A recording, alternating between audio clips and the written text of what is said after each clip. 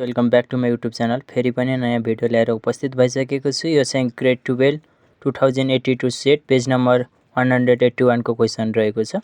तपाईहरुले राम्रोसँग हेर्न सक्नुहुन्छ र यसको हामीले सोलुसन पनि ल्याएर उपस्थित भइसकेको छौं, किनकि यो चाहिँ फाइनल क्वेसन या फाइनल टर्मको लागि एकदमै इम्पोर्टेन्ट क्वेसन हो, जुन 8 मार्क्समा आइरहेको हुन्छ। सधैं कहिले पनि छुटिरहेको हुन्न र यसमा हिडन कन्सेप्टहरु पनि दिएको छ, त्यसैले पनि यसलाई हामीले इम्पोर्टेन्ट भएका कारण तपाईहरुलाई सोलुसन लिएर उपस्थित भएका हौं। भिडियोलाई कस्तो लाग्छ अन्तिमसम्म हेर्नु होला।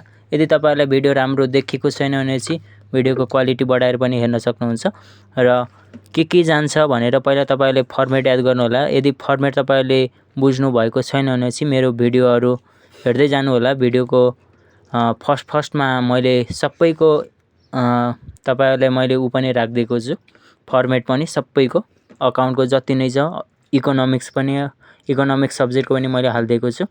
र आज चाहिँ हामीले मल्टी स्टेप इन्कम स्टेटमेन्टको यो सोलुसन तपाईहरुलाई कस्तो लाग्छ आफ्नो साथीहरुलाई पनि शेयर गर्नु होला। र यसको हामीले ब्यालेन्स सिट पनि बनाएका छौं, ब्यालेन्स सिटको पनि राम्रोसँग हेर्नु होला। सोलुसन कस्तो लाग्छ